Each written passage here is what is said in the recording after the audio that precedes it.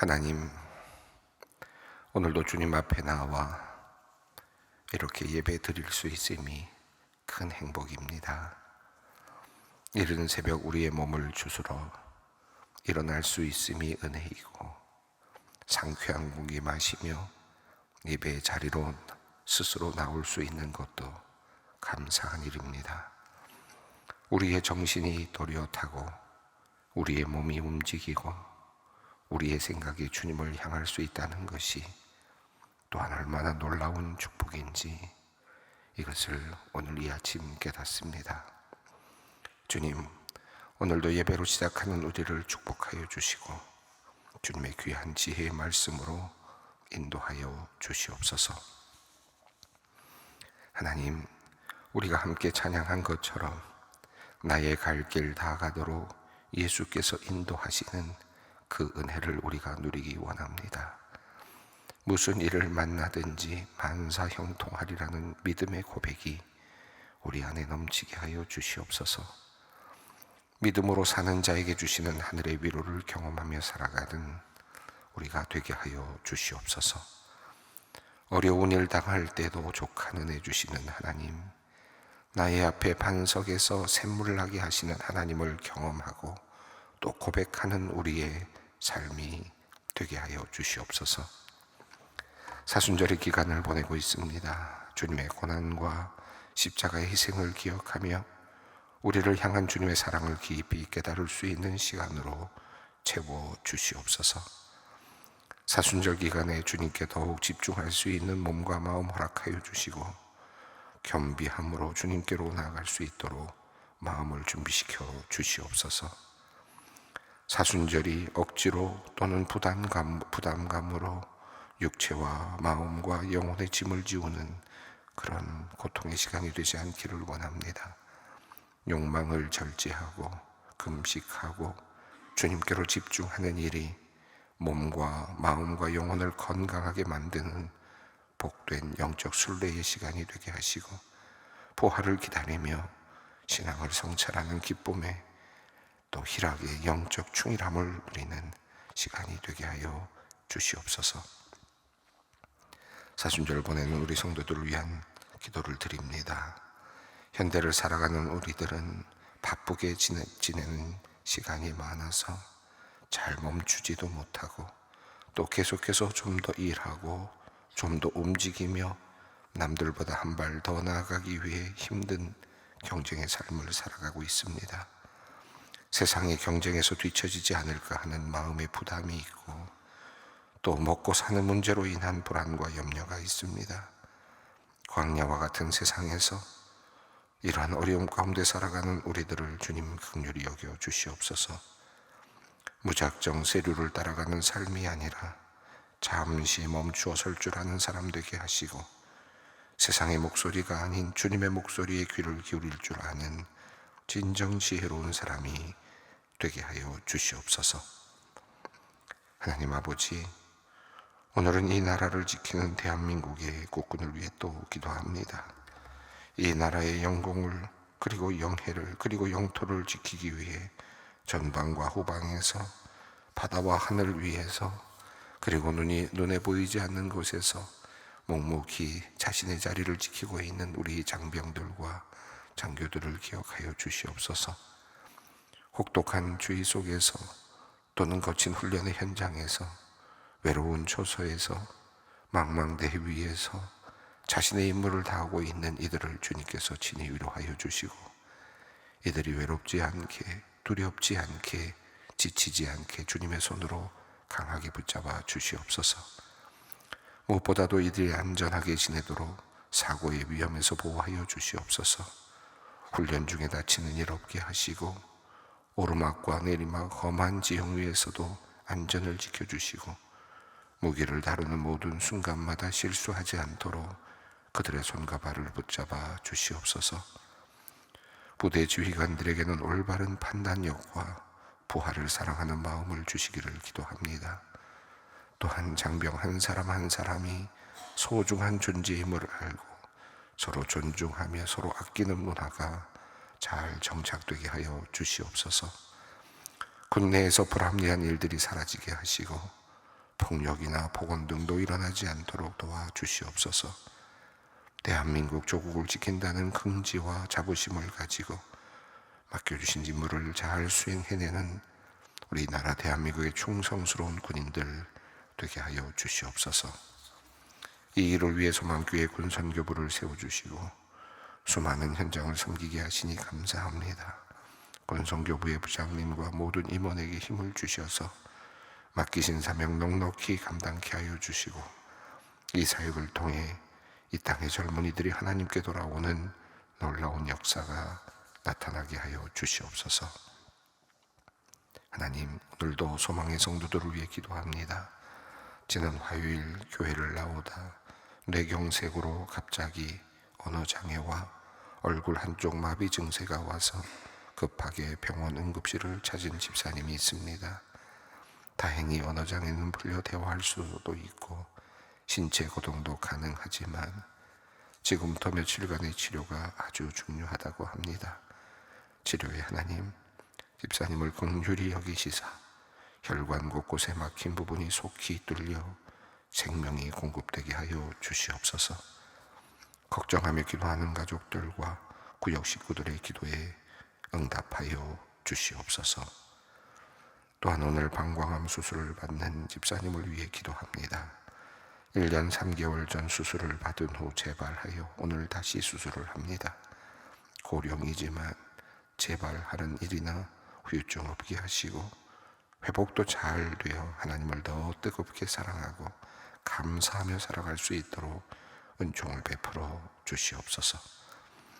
이 시간 주님의 말씀 듣기 원합니다. 한 말씀 한 말씀이 우리 마음에 뿌려질 때마다 우리의 삶이 변화되고 주님께서 내려주시는 은혜로 가득 채워지게 하여 주시옵소서. 성령님께서 역사하시기를 원하오며 우리 주 예수 그리스도의 이름으로 기도드리옵나이다. 아멘. 오늘의 말씀입니다. 이사야서 8장 1절로 10절까지 말씀입니다. 이사야서 8장 1절로 10절까지 말씀을 함께 봉독하겠습니다. 여호와께서 내게 이르시되 너는 큰 서판을 가지고 그 위에 통용 문자로 마헬살랄 하스바스라 쓰라.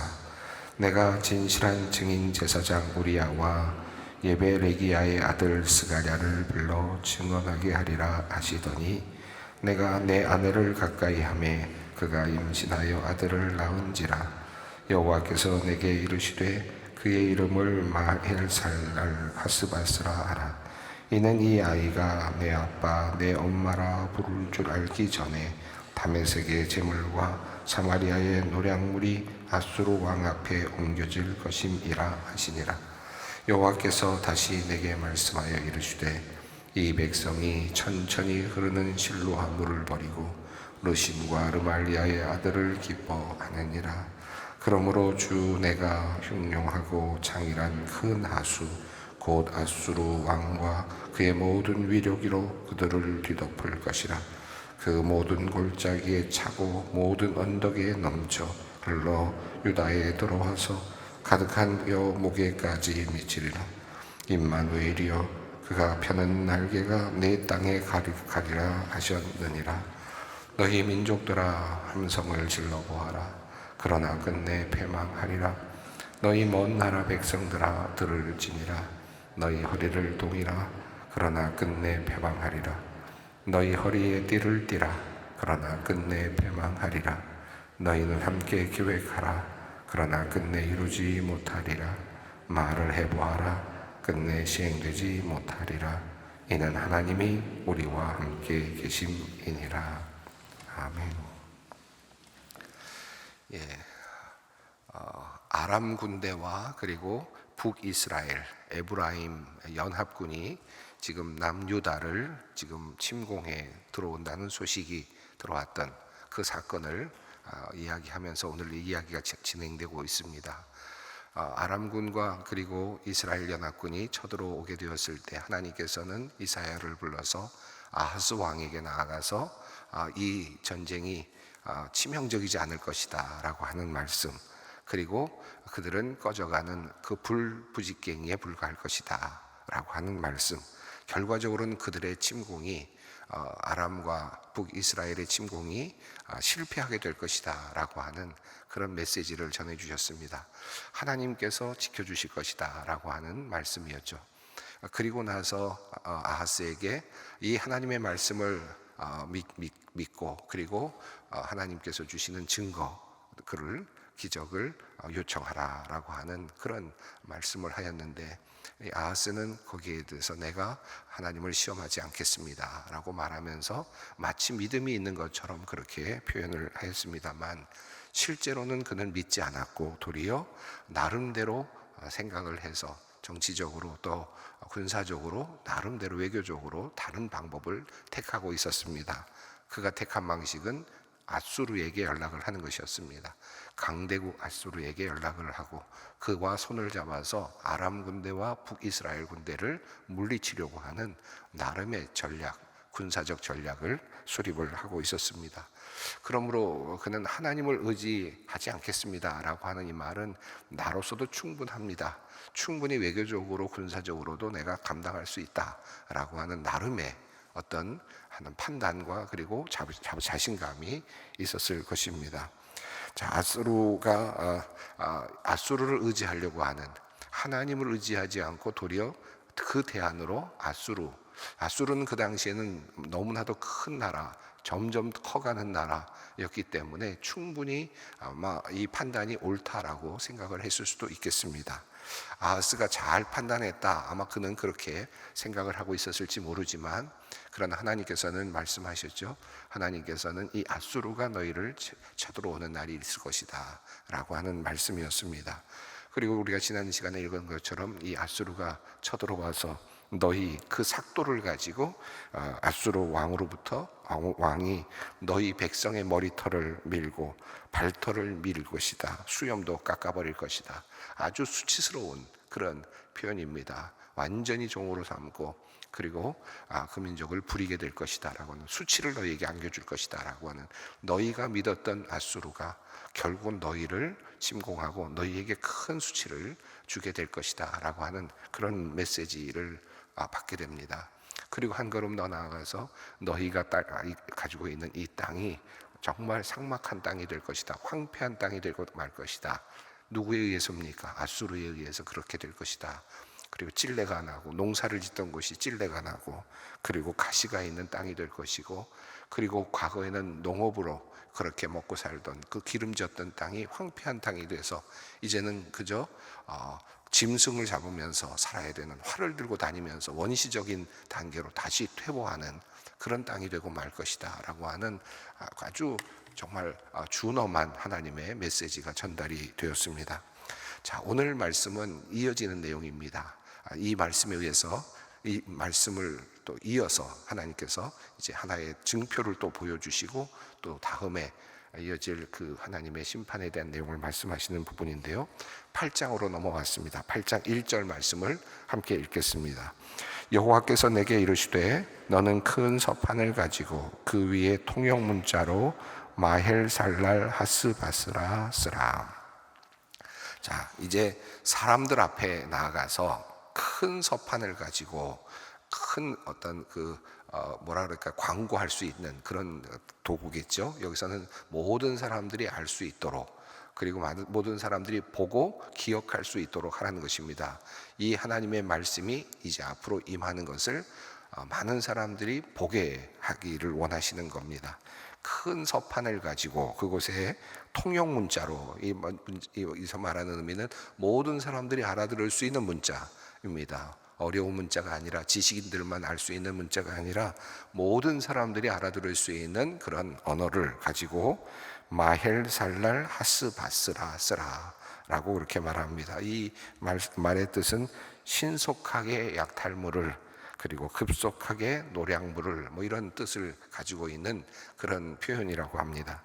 다시 말하면 노략이 속히 임할 것이다 라고 하는 그런 메시지입니다. 자, 앞서서 너희가 믿었던 아수르가 너희에게 쳐들어와서 너희의 수염을 깎아낼 것이고 너희의 땅은 황폐하게 될 것이다 라고 하는 예언의 말씀이 있었죠. 그런데 이제 이어지는 이 오늘 본문의 말씀 8장 1절의 말씀은 그 일이 속히 이룰 것이다 라고 하는 속도입니다. 시간의 문제죠.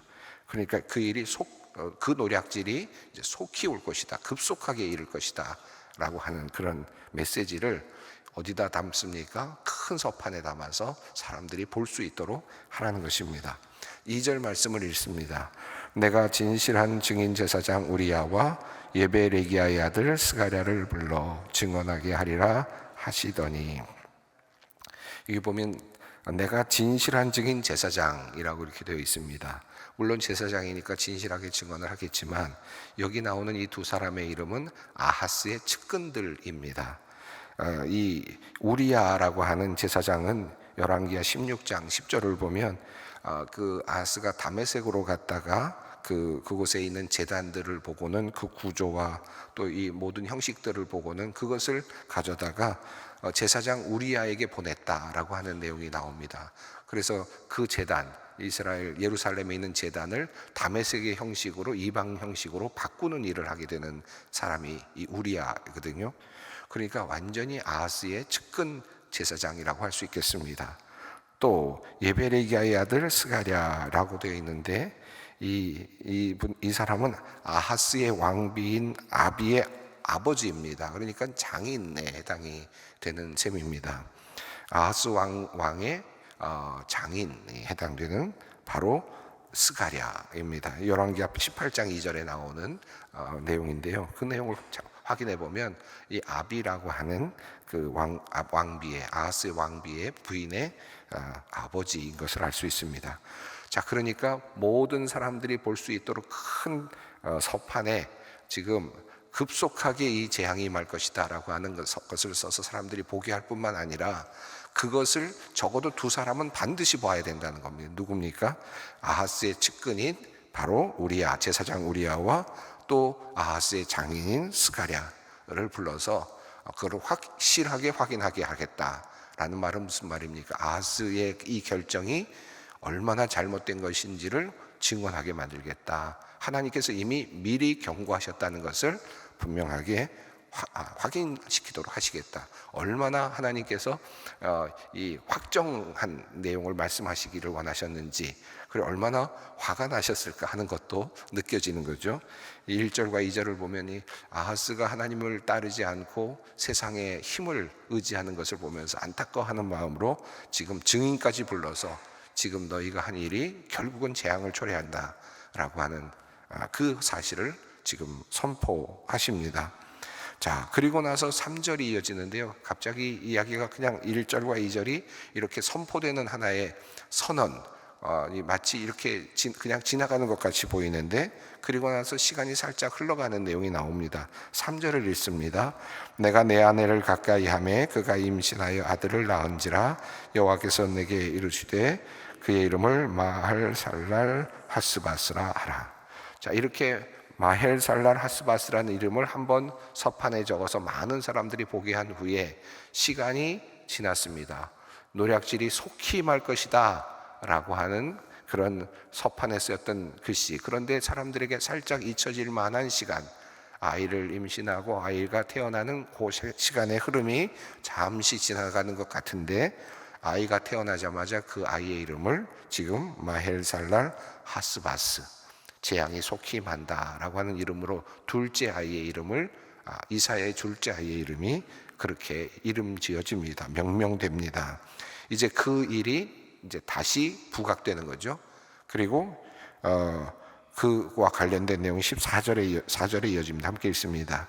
이는 이 아이가 내 아빠 내 엄마라고 부를 줄 알기 전에 다메섹의 제물과 시리아의 노략물이 아수르 왕 앞에 옮겨질 것임이라 하시니라. 예, 여기 보면 이 아이가 자라서 아빠 엄마라고 말하기 전에 1년 2년도 되지 않아서 그때 다메섹의 제물과, 이것은 아람이죠. 아람의 제물과 사마리아는 북이스라엘입니다. 지금 연합군을 이끌고 오고 있는 그들의 모든 그 제물들이 아수르에 의해서 다 빼앗겨져 가게 될 것이다. 결국은 그들이 패전하게 될 것이다 라고 하는 내용입니다. 이 말씀에 따르면 지금 이 아하스의 전략이 옳았다고도 할 수 있겠죠. 왜냐하면 이 아람과 이스라엘의 에브라임의 연합군을 대항해서 아수르를 불러들였으니까. 그런데 그의 계획대로 어떻게 된다는 얘기입니까? 아수르가 이길 거라는 겁니다. 얼마 되지 않아서 이 강대국 아수르가 지금 연합군으로 형성해서 오는 아람 군대와 북이스라엘 군대를 물리치고 그들의 모든 것들을 빼앗아 가게 될 것이다 라고 하는 내용이니까 아하스의 군사 전략대로 이루어지는 것입니다. 그러니까 잘 판단했다라고 말할 수도 있을 것입니다. 4절까지는 그래도 아하스가 그대로 해볼 만한, 잘 결정했다고 할 수 있을 것 같은데, 그런데 그 다음이 문제입니다. 하나님께서 말씀하십니다. 5절입니다. 여호와께서 다시 내게 말씀하여 이르시되, 6절입니다. 이 백성이 천천히 흐르는 실로아 물을 버리고 르신과 르말리아의 아들을 기뻐하느니라. 여기 보면 하나님께서 다시 말씀하시는데, 이 백성이 천천히 흐르는 실로아 물을 버리고, 여기 실로아 물은 그 기혼샘에서 흘러나오는 예루살렘으로 향해서 흘러들어오는 물이죠. 앞서서 아하스가 물이 흘러들어오는 그 수로를 점검하는 자리에 서 있었습니다. 그리고 전쟁의 의지를 그렇게 가지고 준비를 했었던 그런 내용을 보았는데, 지금 실로아물이라는 말은 천천히 그 기혼샘에서 흘러서 예루살렘으로 들어오는 물입니다. 아주 많은 양도 아니고, 그러나 예루살렘에 흘러 들어와서 예루살렘 성에 있는 사람들의 목을 축일 수 있는, 그들이 생존할 수 있는 정도의 물을 끊임없이 조용하게 그렇게 공급해 주었던 실로아 물입니다. 하나님의 은혜, 두각을 나타내지도 않고 그리고 거창하지도 않지만 끊임없이 하나님께서 그들을 돌봐주셨음을 표현하는 하나의 그 상징적인 표현이겠습니다. 실로아물, 조용히 그러나 끊어지지 않고 그 사람들에게 공급해 주어서 생명을 유지하게 해주었던 그 물을 이 백성들이, 여기서 백성은 예루살렘 백성들이죠, 아하스를 지칭하겠습니다. 이 백성이 그것을 좋아하지 않았다. 그것을 좋아하지 않고 뭘 더 좋아했느냐? 르신과 르말리아의 아들을 좋아했다.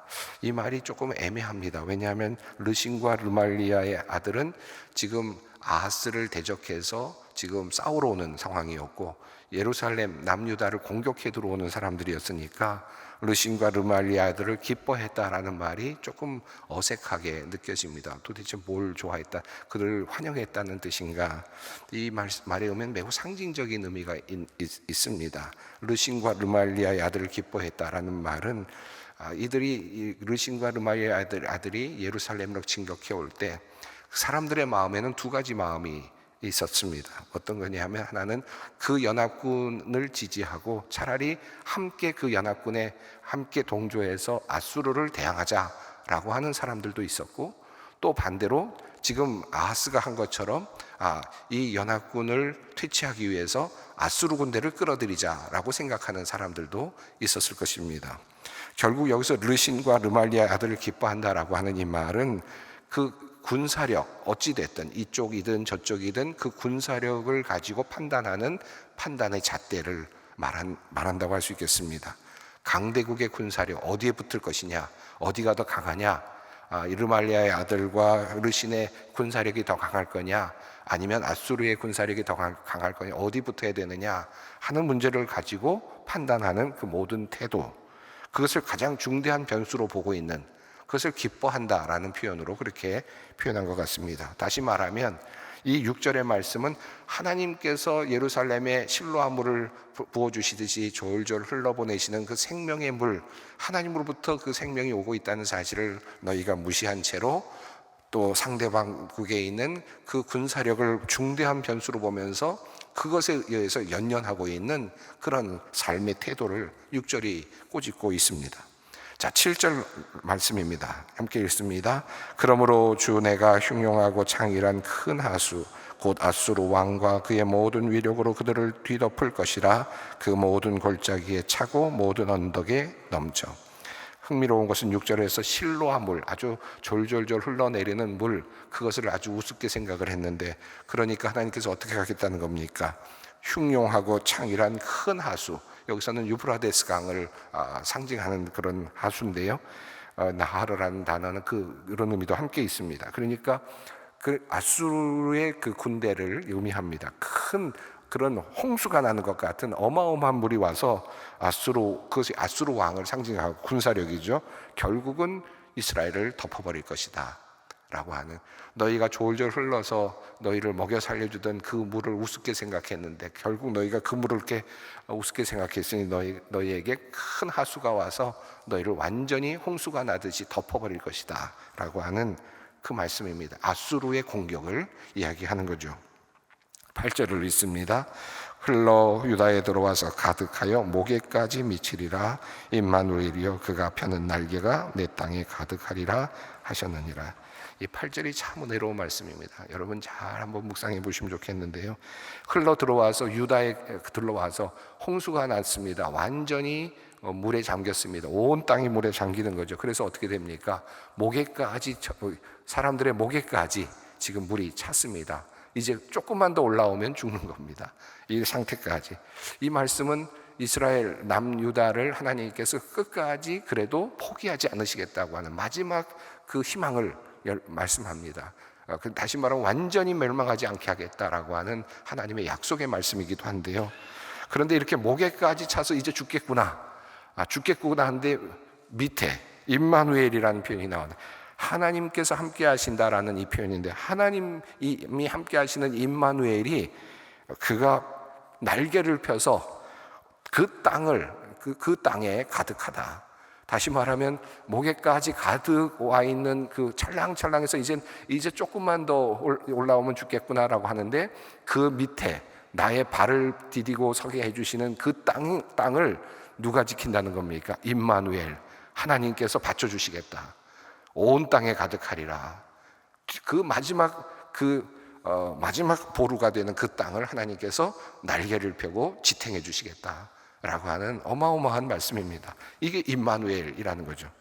9절과 10절을 읽습니다. 너희 민족들아 함성을 질러보아라. 그러나 끝내 패망하리라. 너희 먼 나라 백성들아 들을지니라. 너희 허리를 동이라. 그러나 끝내 패망하리라. 너희 허리를 띠를 띠라. 그러나 끝내 패망하리라. 너희는 함께 계획하라. 그러나 끝내 이루지 못하리라. 말을 해보아라. 끝내 시행되지 못하리라. 이는 하나님이 우리와 함께 계심이니라. 연합군이 와서 공격을 한다 할지라도, 심지어 아수르가 와서 그들이 공격한다 할지라도, 아무리 너희가 그런다 할지라도 너희는 이루지 못한다. 목에까지 오르게 나겠지만 임마누엘의 하나님이 함께 하실 것이다. 이스라엘에게 주시는, 유다 백성들에게 주시는 그 마지막, 하나님을 의지하지 않고 있음에도 불구하고 하나님께서 주시는 은혜의 말씀입니다. 아람과 그리고 에브라임 연합군이 쳐들어오는 것, 그것은 눈앞에 보이는 위기였죠. 그런데 그것을 보고 아하스 왕은 잘못된 선택을 합니다. 잘못된 해결책을 만듭니다. 아수르를 의지하는 방식으로 세상의 방법을 채택합니다. 해결책을 만들죠. 그러나 그 해결책은 도리어 더 큰 재앙으로 치닫게 됩니다. 그럼에도 불구하고 하나님을 믿어야 했지만 그러지 않았던 유다의 백성들, 그럼에도 불구하고 하나님께서 마지막에는 목에까지 쳐들어오는 그 홍수 속에서 밑바닥을 받쳐주시는 땅이 되실 것이다. 임마누엘의 주님을 보내주실 것이다 라고 하는 은혜로운 약속이 오늘 본문 속에 있습니다. 우리가 어느 위치에 있든지 하나님은 우리의 하나님이시다 라는 것, 그리고 임마누엘의 하나님이시다 라는 이 믿음 가지고 오늘 하루를 또 함께 살아내기를 바랍니다. 함께 기도하겠습니다. 하늘에 계신 우리 아버지, 아버지의 이름을 거룩하게 하시며 아버지의 나라가 오게 하시며 아버지의 뜻이 하늘에서와 같이 땅에서도 이루어지게 하소서. 오늘 우리에게 일용할 양식을 주시고 우리가 우리에게 잘못한 사람을 용서하여 준 것 같이 우리 죄를 용서하여 주시고 우리를 시험에 빠지지 않게 하시고 악에서 구하소서. 나라와 권능과 영광이 영원히 아버지의 것입니다. 아멘.